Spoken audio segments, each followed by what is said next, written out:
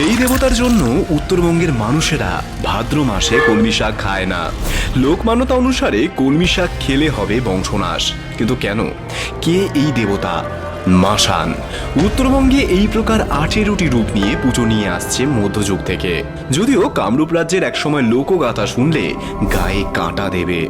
শোল মাছ যার বাহন, সেই বিকট রূপী মাসান দেবতা জন্ম হয়েছিল ধর্মরাজের স্খলিত বীর্যে। রাজবংশী ইতিহাস অনুযায়ী একসময় দেবী কামাখ্যা দেবী কালীর রূপ নিয়ে জলে স্নান করতে নামলে আড়াল থেকে ধর্মরাজ তা দেখে মোহিত হন ও তার বীর্য স্খলন হয় পুকুরের জলে।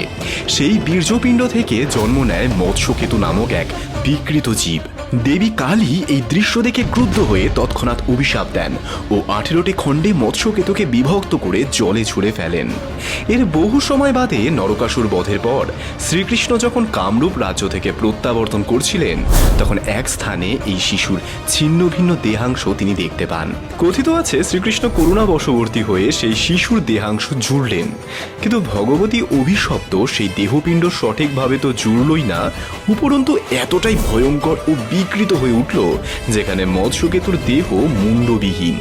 সেই থেকে উত্তরবঙ্গের লৌকিক ক্ষেত্রপাল রূপে শ্মশানে মশানে তিনি বাস করতে শুরু করলেন এবং সেই থেকে শিব উপাসক মৎস্যকেতুর নাম হলো মাসানদেব। অর্থাৎ জলে জন্ম হওয়ায় তিনি হলেন অপদেবতা। আজও রাজবংশী সম্প্রদায় মাসান বাবার নামে একটি ছড়া কাটেন, নমঃ নমঃ মাসানদেব নমঃ কালীপুত্র, কৃষ্ণ আদেশ পায়া মুই করিম তোকে তুষ্ট। ধর্ম ঠাকুরকে নিয়ে আমার একটি ভিডিও আগেই করা আছে। তবে মাসান মূলত 18 প্রকার হয়, তার মধ্যে কাল, জল ও দরিয়া মাসান সবচেয়ে ভয়ঙ্কর।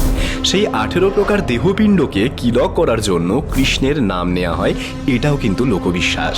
আজও উত্তরবঙ্গের জলপাইগুড়ি, কোচবিহার ও উত্তর দক্ষিণ দিনাজপুর জুড়ে এই অপদেবতার পুজো হয় এবং আজও লোকবিশ্বাস অনুযায়ী উত্তরবঙ্গের লোকেরা মনে করেন দেবী কালীর রোষে পড়ে মৎস্যকেতুর দেহের 18টি খণ্ড হওয়ার সময় তার নাড়িভুড়ি থেকে জন্মেছিল কলমি শাক, রক্তবিন্দু থেকে জন্মেছিল ষাঁটি, চ্যাং ও খোলসা মাছ।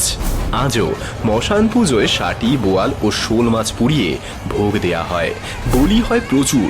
এমনকি উত্তরবঙ্গের গ্রাম গ্রামান্তরে আজও নাকি মাসান বাবা হেঁটে চলে ঘুরে বেড়ায় তার সিংহ চালে। ক্ষেত্রপাল ভৈরব ও গ্রামের রক্ষাকর্তা মাসান বাবা স্বমহিমায় আজও উত্তরবঙ্গে একচ্ছত্র রাজত্ব করে চলেছেন তার উগ্র, ভয়ঙ্কর ও জাগ্রত অবস্থানের মধ্য দিয়ে। মশানের কিন্তু এক পুত্রও আছে যার পুজো হয় দক্ষিণবঙ্গে। তোমরা কি জানো? এইরকম আরো অজানা তথ্য জানতে আমাকে ফলো করতে পারো।